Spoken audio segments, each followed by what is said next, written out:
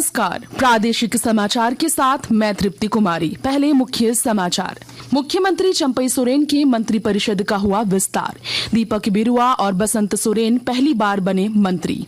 सभी 10 मंत्रियों के बीच विभागों का हुआ बंटवारा। भारतीय जनता पार्टी का राष्ट्रीय सम्मेलन आज से नई दिल्ली में। प्रधानमंत्री नरेंद्र मोदी कल समापन सत्र को करेंगे संबोधित। राज्य के सभी मतदान केंद्रों का 19 से 21 फरवरी तक किया जाएगा सोशल ऑडिट। बूथों पर उपलब्ध न्यूनतम सुविधाओं का होगा आकलन। राज्य सरकार किसानों को ट्रैक्टर और कृषि यंत्रों पर 5 लाख रुपए तक देगी अनुदान।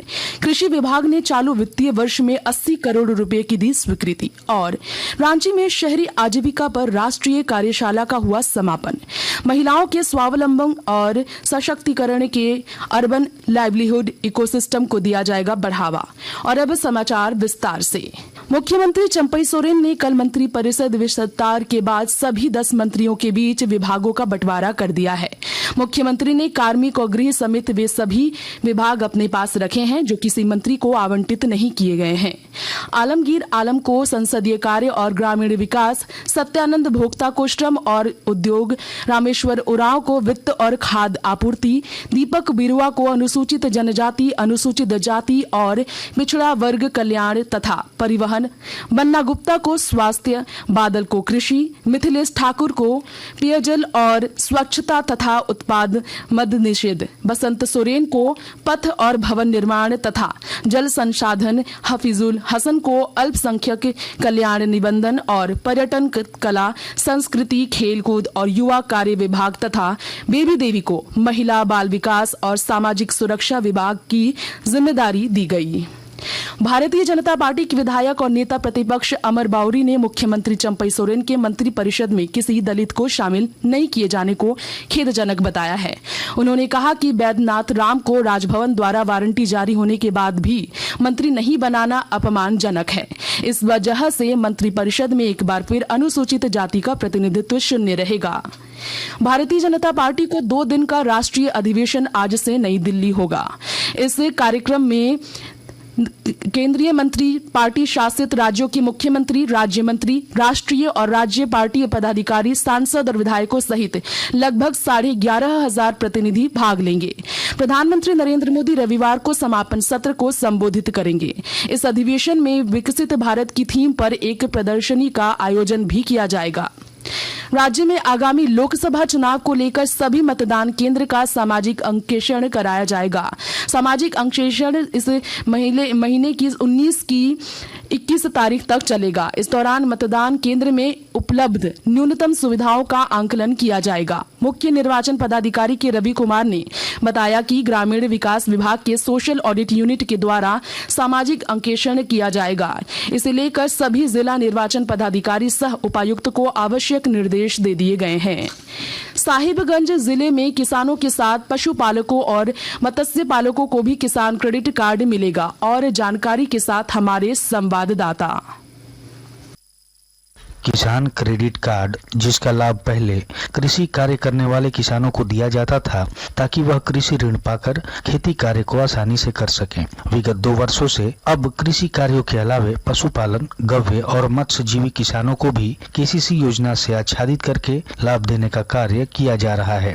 गव्य विकास विभाग साहिबगंज को इस वित्तीय वर्ष में 150 गोपालकों के आवेदन मिले थे, जिनमें से अब तक 28 आवेदकों को विभिन्न बैंकों से ऋण मिल चुका है। साहिबगंज के गव्य विकास पदाधिकारी दीपेंद्र सिंह ने बताया कि गव्य विकास योजना के तहत दुधारू पशुओं, गाय भैंस रखने वालों को 42,000 से लेकर के 2,18,000 रुपए तक के केसीसी ऋण कार्यकारी पूंजी के रूप में दिया जाता है। आनंद कुमार ओझा, आकाशवाणी समाचार, साहिबगंज। दुकानों में अनाज के उठाव के समय ही लगाएं अंगूठे का निशान। ई-पॉस मशीन से निकली पर्ची से अनाज की मात्रा का जरूर करें मिलान। निःशुल्क मिलना है अनाज, नहीं करना है भुगतान। खाद्य आयोग द्वारा जारी। गर्भवती एवं धात्र महिलाओं के साथ 6 से 36 माह के बच्चों को घर ले जाने वाला राशन, जिसे कहते हैं THR, मिलने का है प्रावधान। 3 से 6 वर्ष के बच्चों को सुबह का नाश्ता एवं दोपहर का भोजन है मिलना। सप्ताह में 3 दिन अंडा का है प्रावधान। खाद्य आयोग द्वारा जारी। आकाशवाणी के ताजा तरीन समाचारों के लिए आप हमारी वेबसाइट newsonair.com पर लॉग ऑन कर सकते हैं। ताजा समाचार X handle @AIR news alerts और Facebook page all India radio news पर भी उपलब्ध हैं।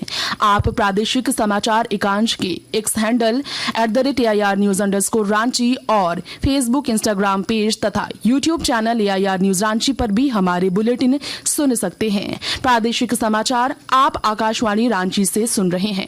सांसद संजय सेठ ने कल नई दिल्ली में राष्ट्रपति द्रौपदी मुर्मू से मुलाकात कर उन्हें झारखंड के वर्तमान हालात से अवगत कराया। इस मौके पर उन्होंने राष्ट्रपति को मरान गोमकी जयपाल सिंह मुंडा की प्रतिमा और अयोध्या धाम का प्रसाद भेंट किया। राष्ट्रपति ने भी झारखंड वासियों के बारे में जानकारी ली। श्री सेठ ने कहा कि राष्ट्रपति का शुरू से ही झारखंड से अटूट लगाव रहा है। राज्य सरकार किसानों, किसान समूहों और महिला स्वयं सहायता समूहों को ट्रैक्टर और कृषि यंत्रों की खरीद पर 5 लाख रुपए तक अनुदान देगी। कृषि विभाग ने चालू वित्तीय वर्ष में मुख्यमंत्री ट्रैक्टर वितरण योजना के लिए 80 करोड़ रुपए की स्वीकृति दे दी है। इसके तहत किसानों को ट्रैक्टर के साथ 2 कृषि यंत्र लेना होगा। इसमें ट्रैक्टर पर 50 और कृषि यंत्रों पर 80% तक अनुदान मिलेगा। राजधानी रांची में शहरी आजीविका पर आयोजित 2 दिवसीय राष्ट्रीय कार्यशाला का कल समापन हो गया। केंद्रीय आवासन और शहरी कार्य मंत्रालय, UNDP इंडिया और नगरीय प्रशासन निदेशालय झारखंड की ओर से आयोजित इस कार्यशाला में महिला सशक्तिकरण और आर्थिक आत्मनिर्भरता पर विचार विमर्श के साथ नई रणनीति बनाई गई। इस मौके पर महिलाओं को आर्थिक रूप से सशक्त बनाने के लिए अर्बन लाइवलीहुड इकोसिस्टम पर काम करने की जरूरत पर जोर दिया गया। रांची के नगरी थाना क्षेत्र में कल मूर्ति विसर्जन शोभा यात्रा के दौरान 2 गुटों के बीच हुए पथराव में लगभग आधे दर्जन लोग घायल हैं। जिला प्रशासन ने इस झड़प के बाद इलाके में कल रात 10 बजे से अगले आदेश तक धारा 144 लागू कर दी है। वहीं तनावग्रस्त क्षेत्र में बड़ी संख्या में पुलिस बलों की तैनाती कर दी गई है। इधर जिले के उपायुक्त और वरीय पुलिस अधीक्षक ने घटना स्थल पर पहुंचकर पूरे मामले की जानकारी ली। उन्होंने कहा कि इस घटना में शामिल लोगों के खिलाफ कानूनी कार्रवाई होगी। और अब अखबारों की सुर्खियां। रांची से प्रकाशित अधिकांश अखबारों ने झारखंड में मुख्यमंत्री चंपई सोरेन के मंत्रिपरिषद विस्तार और मंत्रियों के बीच विभागों से संबंधित खबर को प्रमुखता से प्रकाशित किया है। प्रभात खबर की सुर्खी है, बोले कांग्रेस विधायक 4 मंत्री बदले जाने तक नहीं जाएंगे सदन। दैनिक भास्कर ने लिखा है, जमीन घोटाला में विनोद ने नक्शा बनाने पोस्टिंग के लिए पैरवी की बात स्वीकारी, अब बनेंगे ईडी के गवाह। हिंदुस्तान ने रांची के नगरी में प्रतिमा विसर्जन के दौरान बवाल और पथराव की खबर को पहले पन्ने पर जगह दी है। दैनिक जागरण ने, द टाइम्स ऑफ इंडिया और हिंदुस्तान टाइम्स ने कांग्रेस द्वारा आयकर विभाग पर लोकसभा चुनाव के पहले पार्टी का बैंक खाता फ्रीज किए जाने के लिए लगाए गए आरोप से जुड़ी खबर को प्रमुखता से प्रकाशित किया है। और अब संक्षिप्त खबरें। पश्चिमी सिंहभूम जिले के गोइलकेरा इलाके में सुरक्षा बलों ने सर्च ऑपरेशन के दौरान एक उग्रवादी कैंप को ध्वस्त करने के साथ 3 IED बम भी बरामद कर उसे सफलतापूर्वक डिफ्यूज कर दिया। गोड्डा से गोमती नगर के लिए ट्रेन सेवा का परिचालन 24 फरवरी से शुरू होगा। यह ट्रेन भागलपुर, बरौनी, हाजीपुर, सोनपुर और गोरखपुर होते हुए गोमती नगर तक जाएगी। देवघर में ई-स्कूटी और बाइक तथा ऑटो फैक्ट्री का भूमि पूजन इस माह आयोजित होगा। गोड्डा सांसद डॉक्टर निशिकांत दुबे के साथ ward wizard innovations in and mobility के साथ बैठक में सहमति बनी। अंत में मुख्य समाचार एक बार फिर। मुख्यमंत्री चंपई सोरेन के मंत्रिपरिषद का हुआ विस्तार। दीपक बिरुआ और बसंत सोरेन पहली बार बने मंत्री। सभी 10 मंत्रियों के बीच विभागों का हुआ बंटवारा। भारतीय जनता पार्टी का राष्ट्रीय सम्मेलन आज से नई दिल्ली में। प्रधानमंत्री नरेंद्र मोदी कल समापन सत्र को करेंगे संबोधित। राज्य के सभी मतदान केंद्रों का 19 से 21 फरवरी तक किया जाएगा सोशल ऑडिट। बूथों पर उपलब्ध न्यूनतम सुविधाओं का होगा आकलन। राज्य सरकार किसानों को ट्रैक्टर और कृषि यंत्रों पर 5 लाख रुपए तक देगी अनुदान। कृषि विभाग ने चालू वित्तीय वर्ष में 80 करोड़ रुपए की दी स्वीकृति। और रांची में शहरी आजीविका पर राष्ट्रीय कार्यशाला का हुआ समापन। महिलाओं के स्वावलंबन और सशक्तिकरण के लिए अर्बन लाइवलीहुड इकोसिस्टम को दिया जाएगा बढ़ावा। इसके साथ ही आकाशवाणी रांची से प्रादेशिक समाचार का ये बुलेटिन समाप्त हुआ। नमस्कार।